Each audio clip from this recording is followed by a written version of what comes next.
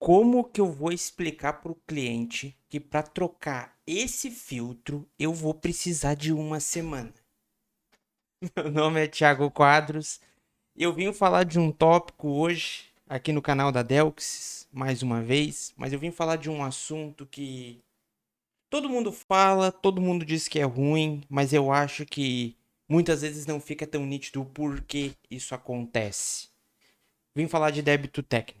A ideia desse vídeo é eu tentar mostrar num nível de exemplo, num nível de explicação mais teórica, o que realmente pega quando o assunto é débito técnico, qual que é o embate que a gente acaba tendo, né? Uma coisa que é importante notar, tá? Esse vídeo eu não vou ser super técnico em código. Então, esse vídeo é para você, desenvolvedor, desenvolvedora que está aqui querendo aprender mais, mas é também para você, dono de agência, profissional individual, né? O cara do freelancer, a guria que é dona de agência.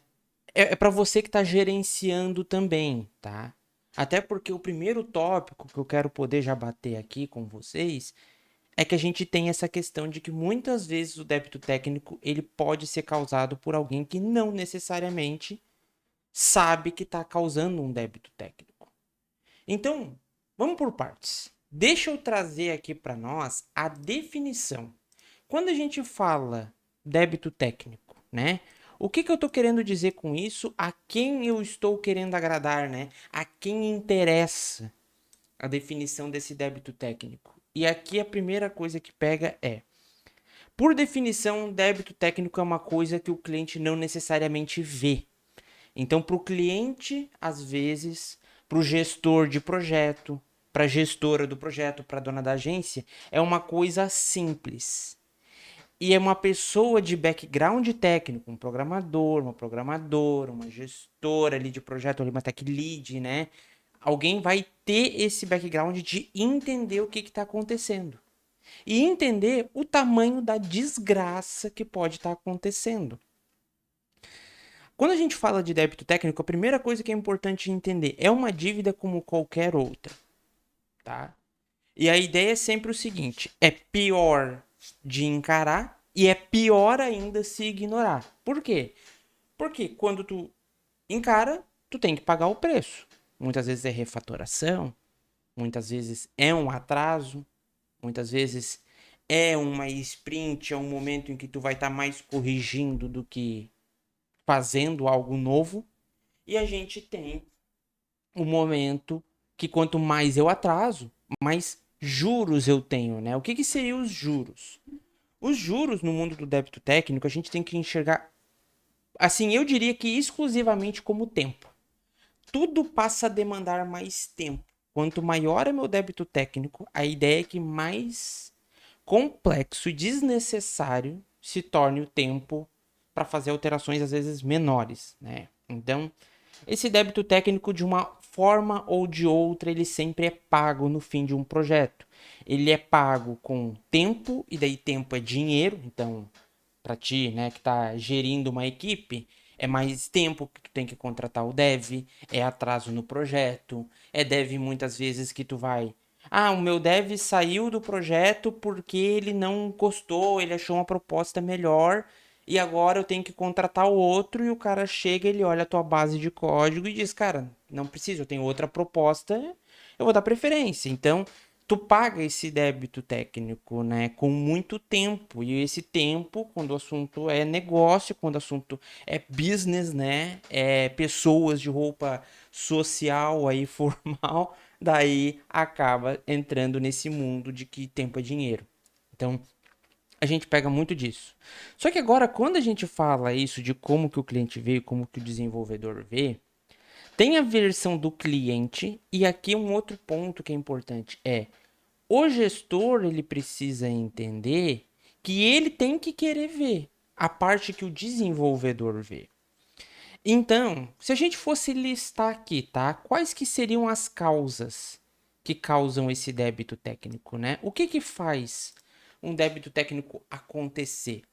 Primeira coisa que a gente pega é pressão por resultados visíveis, tá? O que a gente vai ter muitas vezes quando a gente fala o que é uma pressão por resultado visível, tá? E muito foco na palavra visível.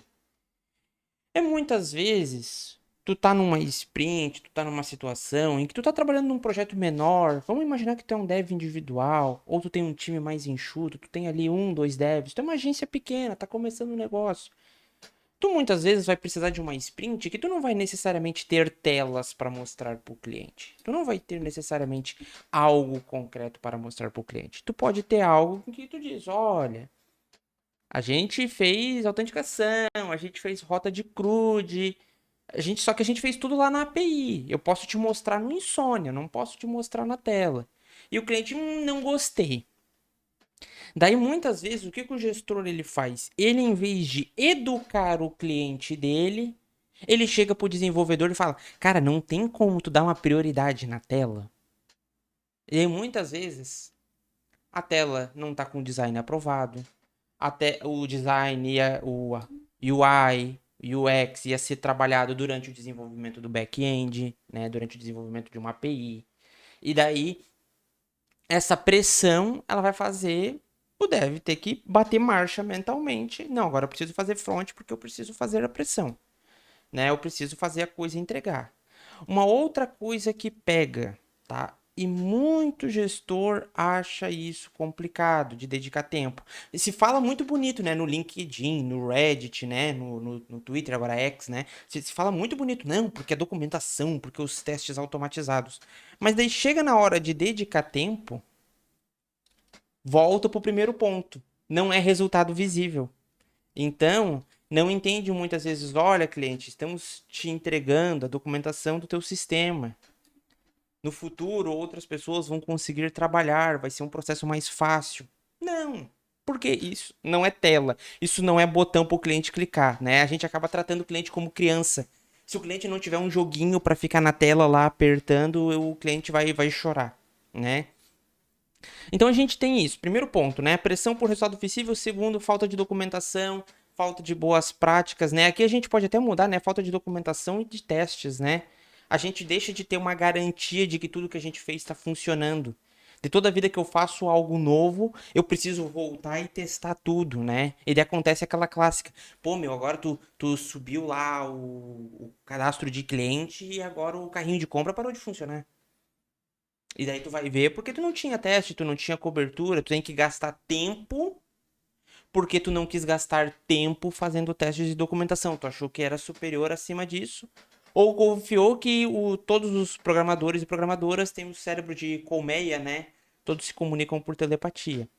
Uma outra coisa que pega muito também, tá? Falta de. Aqui eu vou chamar de planejamento, tá? Mas a gente pode dizer de assim, de olhar para o futuro. E aqui depois eu vou trazer, porque essa vai ser a linha que mais vai ser fácil de representar de forma prática aqui para vocês, né? O que acontece nessa situação. Mas a falta de planejamento é quando eu tento fazer só o que o meu cliente está pedindo ou só necessariamente o que tem no projeto. Eu não olho em nenhum momento para como as coisas podem crescer, né? E daí isso me causa um problemão. Um outro ponto também que daí é interessante a gente ter em mente, mas muitas vezes pode ser, é mais situacional, mas pode acontecer, né? A gente acabar tendo uma situação em que a gente está trabalhando com um framework desatualizado. E aqui, essa aqui é uma farpa específica para o dev dono de agência, para o dev que é agência de um homem só, né? E às vezes contrata lá o seu dev. E daí o cara ele olha assim, porque há 10 anos atrás eu trabalhava com jQuery. E eu sou bom no jQuery. Mas agora eu não consigo encontrar alguém. Em 2025 eu não consigo encontrar alguém que seja dominante no jQuery. Muitas das pessoas têm, eu trabalhei um pouquinho na minha vida com jQuery. Hoje, se tu me pedir React, se tu me pedir Next, se tu me pedir um pouquinho de Vue, a gente desenrola. Se tu me pedir jQuery, eu vou olhar pra ti e eu vou dizer, cara, eu nem conheço mais. Tá vivo ainda? Mas é um exemplo de situação que acontece. Então, isso percebe que o resumo de todos esses pontos é não olhar para o futuro. É quando tu olha para resolver uma dor imediata. O cliente me cobrou. Eu não quero educar o meu cliente, porque se eu educo o meu cliente, eu acabo indo contra ele. Eu quero ser um bom vendedor, o bom vendedor que só agrada, que só dá notícias boas, dente clareado, sorriso estridente e frases bonitas de impacto, né? Lá nos seus stories todo dia de manhã. Mas eu não quero ser o cara que diz pro meu cliente, calma aí, cara. Tu tem que entender que é o seguinte, nós não estamos fazendo um pastel. Nós estamos fazendo uma aplicação que vai ter os seus serviços, que vai ter os seus fronts, que muitas vezes vai ter um mobile e um web integrado junto, pode ter um desktop, pode trabalhar com um ou com vários bancos. Eu preciso documentar isso, eu preciso ter testes para isso, eu preciso te fornecer uma garantia que quando tu me pedir uma coisa a mais, eu não derrube o teu sistema no chão. Então a gente pega esses pontos aqui que seriam os principais, tá? Para mim. Quando a gente pega esses 4 pontos, a gente basicamente vive isso aqui. A gente quer mostrar pro cliente a água correndo. Se na hora lá, cara, coloca um pano no negócio, eu preciso mostrar pro cliente, a reunião é amanhã de tarde, cara, eu tô desesperado, eu não quero chegar pro cliente, eu não quero dizer que não deu certo. Agora aqui um parênteses, que é um outro ponto só. Se tu deve tá dizendo o seguinte: a minha gestão não olha para o projeto com isso, Thiago. A pressão de tempo é tão grande que vira débito técnico. Tu também tem a obrigação de reportar isso. Tu também tem que ter a obrigação de dizer que um framework às vezes ele é desatualizado num nível que vai causar problema. Tu tem que dizer que quando tu olha para uma tarefa, tu tem que ser dono, tu tem que ser dona daquela tarefa. Tu tem que olhar e dizer para onde que isso aqui pode expandir e como que isso aqui pode morder a minha bunda. Como é que isso aqui pode me dar problema no futuro? Eu tenho que olhar para isso, tu tem que perguntar, tu tem que questionar. Tem que querer documentar, tem que querer desenvolver testes. Eu ainda escuto muitas vezes de gente desenvolvedora que fala que teste é bonito no LinkedIn, mas chega na hora, não, porque os testes eu vou fazer depois, porque vê bem, porque o prazo ficou apertado. Tem que gerenciar o tempo. E quando estimar o tempo, tem que considerar essas tarefas. Então a gente acaba pegando muito disso. Resumo da jogada. Tu como gestor, se tu não tem conhecimento técnico, tu tem que confiar no teu time técnico e tem que trazer pessoas que se apropriam do projeto, que vão te fazer perguntas, que vão te fazer ressalvas, que não vão ter medo de ir contra a tua pessoa. Não, não, mas eu gosto porque eu sei, porque eu tô há 10 anos de sucesso. Muitas vezes tu tem conhecimento de gestão e tu não é uma lenda no conceito técnico. E tá tudo bem. Tu pode aprender conceitos técnicos para conseguir prevenir isso um pouco, mas o ideal é que tu confie no teu time para quando o teu time trazer um ponto, tu aceitar. E não focar, cuidar. Claro, tu não pode ser aquela pessoa que se orgulha, que vai com o peito em festa contar. Não, porque nessa sprint nós não vamos conseguir te entregar nada, porque nós temos que fazer documentação atrasada, porque a gente tem que fazer testes atrasados. Mas tem que dosar as expectativas do cliente.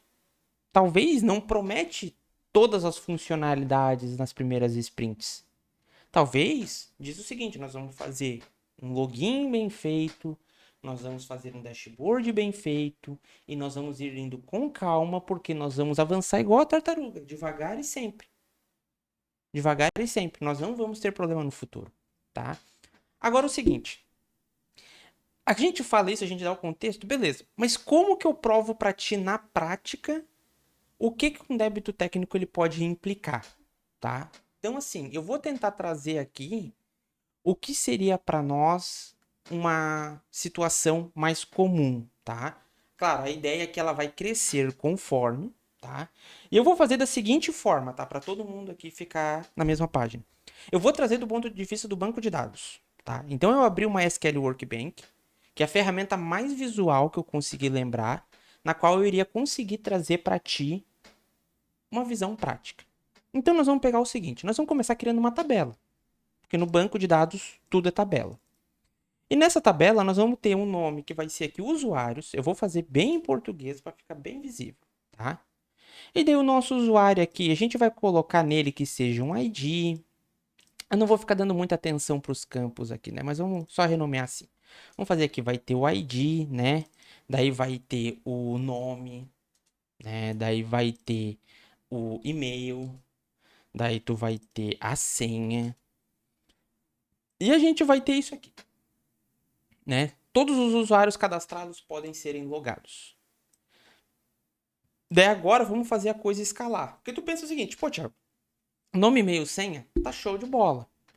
O que é uma alteração que é totalmente fair game, tá totalmente justa aqui na jogada? Pô, Thiago, o usuário agora tem que ter permissão. Então, para cada usuário, nós vamos adicionar uma função, né? Uma role, né? Então, eu vou vir aqui e eu vou criar e nós vamos fazer uma tabela chamada funções. E nós vamos fazer aqui simplesmente assim, a id da função e nós vamos colocar aqui nome, né?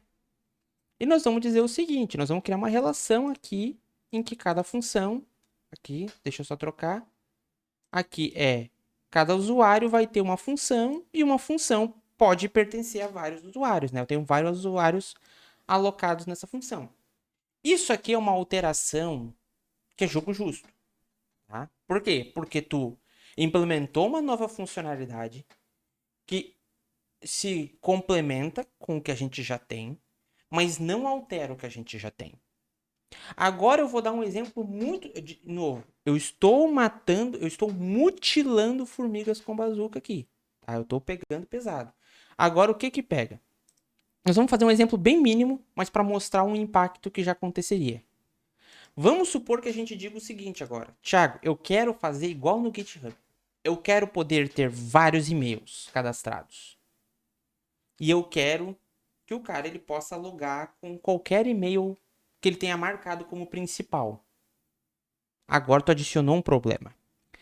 Primeiro, porque eu não posso ter mais só esse campo de e-mail.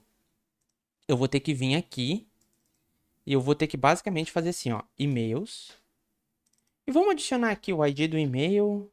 Vamos adicionar aqui o e-mail, né? E vamos adicionar um principal aqui, né? Eu vou botar assim um is principal, tá? Só para a gente poder ter aqui uma visão que é o seguinte.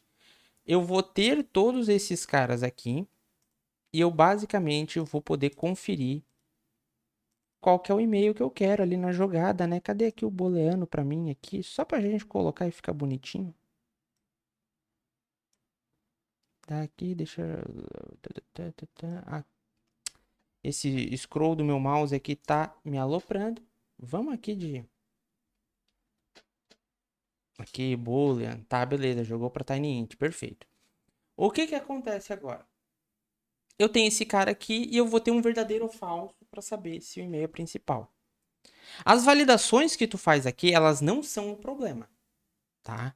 O problema agora é como que esses múltiplos e-mails se integram com esse cara aqui, tá? E agora para tu entender o que que o débito técnico influencia e como que olhar para o futuro é importante. Porque agora é o seguinte, se tu tá com um sistema que ainda não tá em produção, até que é de boa. Tu implode basicamente essa tabela aqui, refaz ela sem o e-mail e depois cria uma relação, né, que é uma relação que a gente já pode fazer aqui, em que basicamente todo usuário, né, vai poder ter vários e-mails. Então, um usuário pode ter N e-mails e cada e-mail pertence a um usuário. Só que o que que pega com isso agora? É o seguinte, e esse e-mail aqui que já está cadastrado aqui? E olhem só, primeiro cenário que eu poderia fazer, o sistema não está em produção, eu simplesmente tiro essa coluna, reescrevo, né, todas as minhas rotas de login lá no back-end, na API, né? Vou também ter que criar as minhas rotas para cadastro de e-mails, alteração de e-mails, né? Dependendo da verificação de e-mails, também é uma coisa muito interessante. Mas vamos pegar o principal aqui.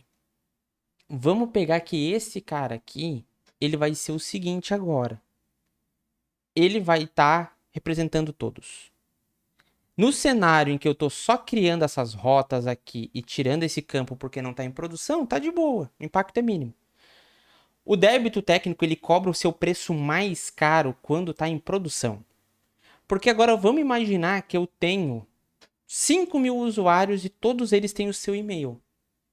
Eu teria que fazer um script em que eu iria pegar todos esses e-mails, eu teria que jogar para essa tabela de e-mails, marcar eles como principal, vincular os IDs dos usuários e então deletar esse campo aqui.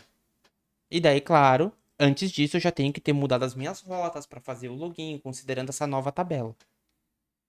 O problema ele pode aumentar mais ainda se o e-mail for a chave primária. A gente pode ir tendo várias e várias coisas que podem ir mudando.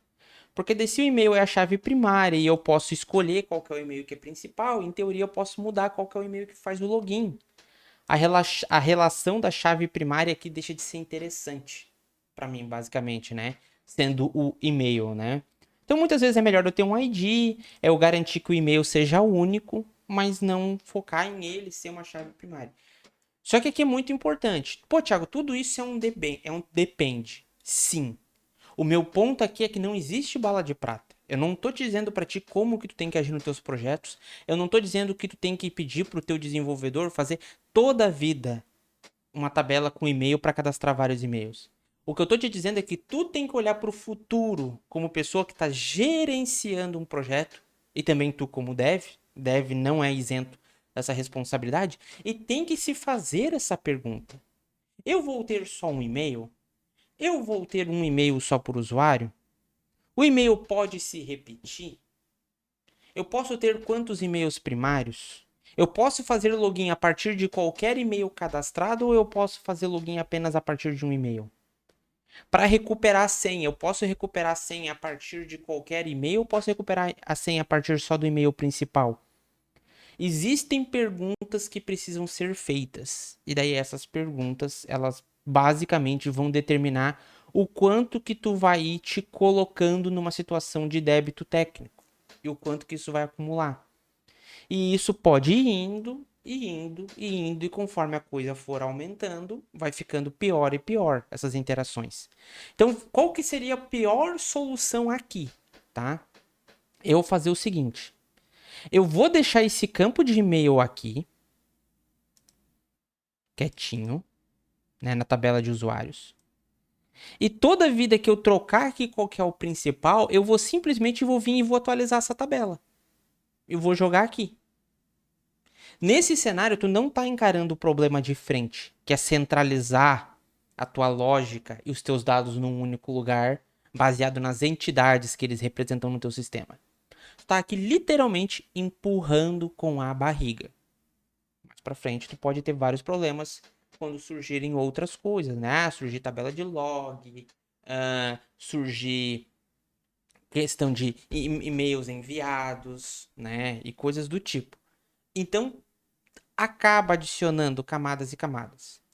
Com isso, eu tentei te trazer um exemplo prático. Agora, o seguinte, voltando aqui para o nosso meme, para o nosso escalidral, para finalizar, como que tu resolve o débito técnico? E aqui eu quero criar duas coisas, tá? Eu quero criar um plano para quem vai olhar esse vídeo e vai começar um projeto depois de terminar esse vídeo, depois de se inscrever no canal, depois de dar o like, depois de compartilhar até com o teu animal de estimação. Mas eu quero também deixar um plano para quem já tá atolado até o pescoço de débito técnico. Como que eu resolvo isso, né? Então é o seguinte, primeira coisa que a gente precisa só entender. A gente trouxe o que causa. O impacto, como eu falei para vocês, aumento no tempo, que leva para fazer tudo, o que consiste em diminuição de produtividade. Então deve vai estar trabalhando muito e performando pouco, né? Que é uma palavra que os gestores gostam. Meu time não performa. Tá, mas teu time tá trabalhando ou teu time tá tendo que trabalhar? Vou brincar assim. Tá trabalhando ou tá trabalhando de tanto trabalho que tá tendo que fazer, tanto retrabalho que tá tendo que fazer, né? E tudo isso consiste em risco para o negócio, porque atrasa cliente insatisfeito e cliente insatisfeito, principalmente quando o cliente é insatisfeito e não foi educado no início do processo, né? Quando tu tenta vender só as notícias boas, ele fala que é um sisteminha, tu diz é um sisteminha. Ele fala que ele faria sozinho com inteligência artificial, tu fala, não, dá para fazer, a inteligência artificial tá boa hoje. E depois tem um problema, tem que educar desde o início. Mas vamos lá. Pensando então, Quando tu tem que pensar no débito técnico do que já existe, então o problema já existe, tu precisa basicamente pensar o seguinte, tá? Tu precisa pensar em dividir o tempo. Tu literalmente tu tem que entrar no momento de dividir para conquistar. Então, tu tem um escopo de funcionalidades que tu tem que entregar para o teu cliente. Mas se tu pode dar preferência para funcionalidades que não vão envolver refatoração e tu precisa agradar o teu cliente porque tu não educou ele, tu vai dar preferência por funcionalidades de baixo impacto no restante da aplicação. Entenda, baixo impacto não é que não é importante, quer dizer que não vai consumir tanto das gambiarras, das preguiças e das negligências que foram feitas no sistema. Pô, Thiago, eu tô com um monte de problema lá quando eu lido com o modo financeiro. Faz uma funcionalidade de RH, sabe? Faz uma funcionalidade de segurança e deixa para fazer o seguinte. Não é que tu vai deixar de fazer as funcionalidades que têm impacto, mas as funcionalidades que têm risco, tu sempre vai fazer o seguinte: pensar nas refatorações e então prosseguir com as novas funcionalidades. E aqui é muito importante é o seguinte, tá? Porque daí aqui vai ter aquele desenvolvedor, vai ter aquela desenvolvedora que vai dizer o seguinte: ah, o certo é destruir e fazer de novo, tá? Deve, você que tá falando isso, tá? Eu vou falar uma coisa que o dono de agência muitas vezes não vai saber dizer para tipo, o gestor de projeto não vai saber para dizer para. Não é tão simples assim. Jogar às vezes meses, semanas, sprints de trabalho fora. Dinheiro não dá em árvore e tempo muito menos. Então, muitas vezes o que a gente tem que pensar é: o que que eu preciso refatorar para conseguir entregar essa funcionalidade e essa nova funcionalidade não me causar mais problemas. Esse é o principal. Esse é o principal. Um outro ponto que tem: olhar pro, eu vou botar pro conhecimento do teu time, tá? Isso aqui é uma coisa que gestor tem que fazer, tá? Conversa com a dev mais experiente, senta, cara, o que que tá pegando? Por que tá tendo demora? Deixa explicar.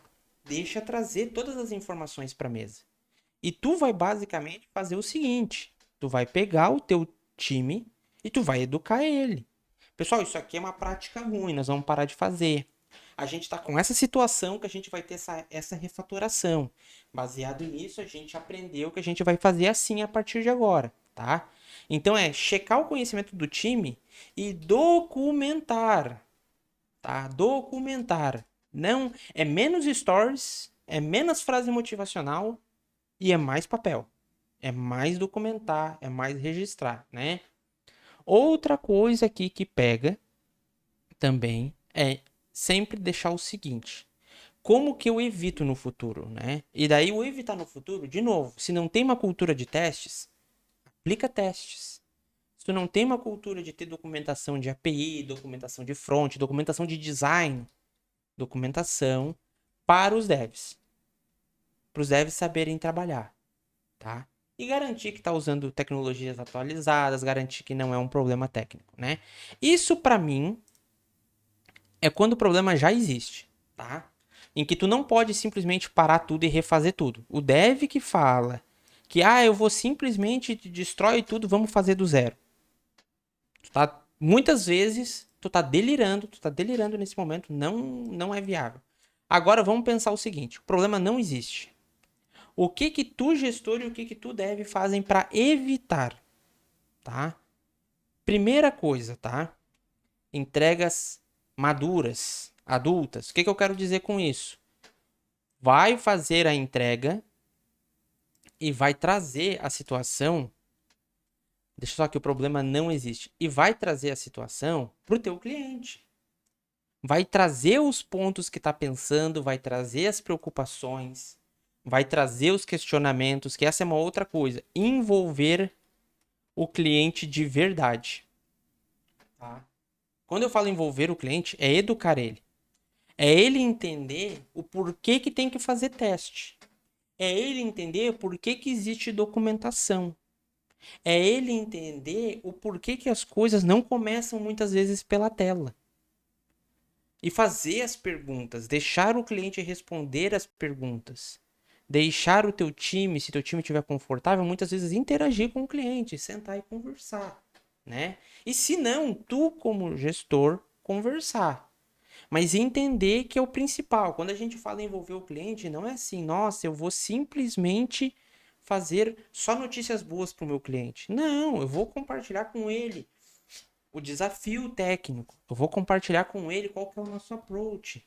Se a gente tem um aprendizado em que a gente se equivocou, é pedir desculpa, é explicar o que for e ensinar o cliente. Explicar que aquilo faz parte do jogo, que aquilo foi estimado, né? E daí essa é uma outra coisa também. Cuidado com as estimativas, tá? Não pode estimar só tempo de desenvolvimento. Não pode estimar só tempo de desenvolvimento.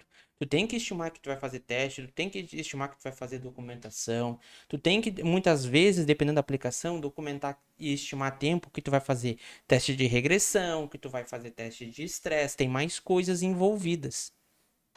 Esses são os pontos talvez mais importantes. E claro, de resto, sempre ficar atento em tudo que acontece quando o problema já existe, né?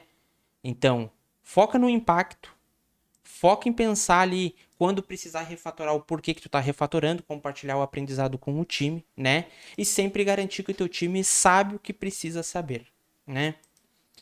Falei bastante, né? Eu acabo sempre falando bastante, mas a minha ideia aqui foi trazer para ti o máximo do que eu poderia trazer nesse papo sobre débito técnico, tá? Então, eu espero que tu tenha curtido. Se ficou alguma dúvida, alguma situação, sinta-se à vontade para deixar um comentário ou para até entrar em contato com a gente nas nossas redes sociais. A Delxis trabalha sendo um braço técnico de muitas empresas e muitas agências. A gente sempre pode acabar te ajudando da melhor forma, de formas que talvez nem tu sabia que era necessário. Mas no mais é isso. Fico por aqui. Um abraço e até o próximo vídeo. Tchau, tchau.